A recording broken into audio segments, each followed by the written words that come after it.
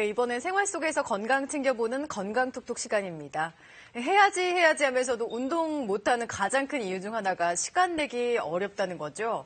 때문에 틈틈이 시간 내서 할 수 있는 계단 오르기가 최근 주목받고 있습니다. 자, 그런데 이 운동할 때 자세가 중요하죠. 막상 계단을 오르려면 어떤 자세가 좋을지, 또 어디에 얼마나 좋을지도 궁금합니다. 박광식 의학 전문 기자와 함께 알아봅니다. 자, 박 기자, 계단 오르기 할 때 한층만 올라가도 숨이 차는 경우가 예, 맞아요. 운동이 돼요. 맞아요. 이 대부분 사람들이 사실 뭐 계단을 놔두고 엘리베이터를 이용한 이유가 다 있죠. 뭐 저도 조금만 계단 오르면 숨이 가쁘고 숨이 차서 좀 기피하게 되는데요. 근데 이걸 거꾸로 말하면요. 숨을 차게 하는 이 계단 오르기야말로 운동 효과가 있다는 이 방증인 셈입니다. 제가 계단 오르기를 실천하는 의사를 직접 만나봤는데요. 의사들이 계단을 오르고 또 오릅니다. 3층 진료실에서 9층 병실까지 늘 엘리베이터가 아닌 계단을 이용해 올라가는데요. 벌써 10년째라고 합니다. 하루에 20층, 30층은 오르는 것 같습니다. 운동 삼아서 한다고 생각하면 그렇게 힘들지는 않습니다. 사실 실내 생활하면 운동하기가 힘들잖아요. 그렇기 때문에 계단 오르기 정도는 꼭 필요하다고 생각합니다.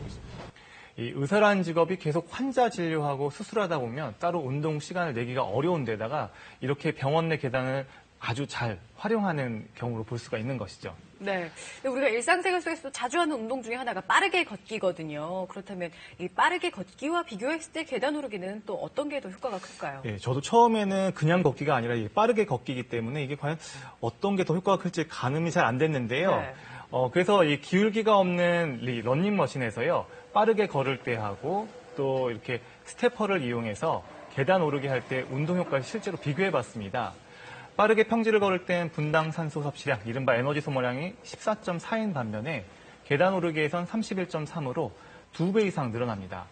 이 심장 박동수도 97회에서 147회로 50% 이상 증가합니다. 빠르게 걷기는 단지 자신의 체중을 옆으로 이렇게 평행하게 이동하는 데 반해서요. 계단 오르기는 이렇게 중력에 저항해서 자신의 몸을 위로 이렇게 끌어당겨야 하기 때문에 훨씬 더 많은 에너지가 들어가는 겁니다. 그러니까 이 계단 오르기는요. 중력을 거슬러 올라가야 하는 만큼 근육 운동이 이렇게 활발해지고요. 또 심장 역시 더 빨리 뛰게 돼서 강해지는 겁니다. 유산소 운동과 근육 강화 운동이 동시에 되는 거죠. 실제로 이 미국 하버드 의대 연구 결과에서요. 매일 적어도 80개의 계단, 4층 이상 오르는 사람이 앉아서 생활하는 사람보다 심혈관 질환 사망 위험이 33% 낮은 것으로 나타났습니다. 심지어 매일 2km 걷는 사람과 비교해도 사망 위험이 22% 더 낮았습니다. 한번 전문가의 말 들어보시죠. 계단 오르기 같은 운동을 통해서 우리의 체지방 감소, 체내 지질량의 감소, 혈관 내 건강도가 좋아지기 때문에 심폐기능이 전반적으로 좋아지는 것이 결국은 수명을 연장시켜주는 효과로 나타나는 것입니다. 저는 계단을 오를 때 습관인지는 모르겠지만 가끔 이렇게 뒷짐을 지거든요. 이렇게 뒷짐을 지고 오르는데 예. 이게 어떤 자세에 문제가 있는 게 아닌지 이게 바른 자세인지 또 그런 것도 궁금해요. 예, 이 계단을 오르는 건 좋긴 한데요. 오르는 사람들의 모습을 보면 뭐 성큼성큼 가는 사람도 있고 허리를 구부정하게 가는 사람도 있고 천차만별이죠.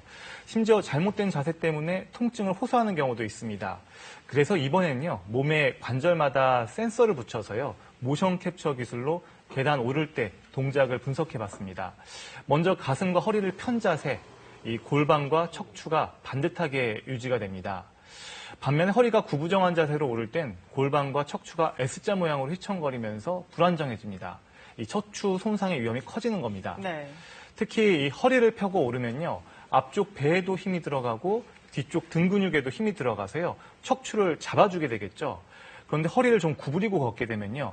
앞쪽 배 주변 근육에 힘이 빠지면서 척추가 불안정해지고 보호받지 못하는 원리입니다. 네.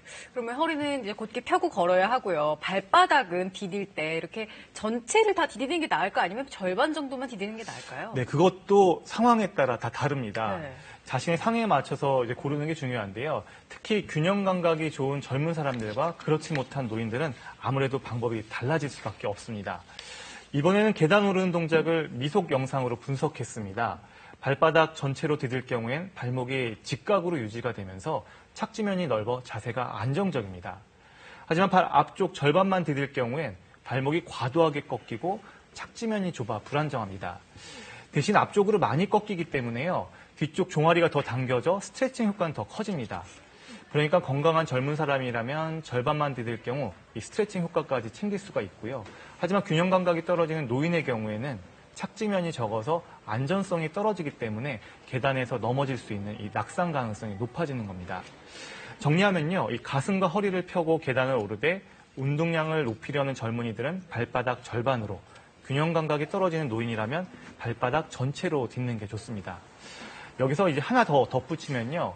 계단을 오르는데 전혀 불편함이 없는 이 건강한 사람은 한 층은 빠르게, 다음 층은 좀 천천히, 느리게 오르는 등 계단을 오를 때 이 속도의 변화를 주면요. 자율신경을 자극해서 운동 효과를 더 높일 수 있다는 것을 알아두시면 좋을 것 같습니다. 네, 박광식 기자 좋은 정보 잘 들었습니다. 고맙습니다.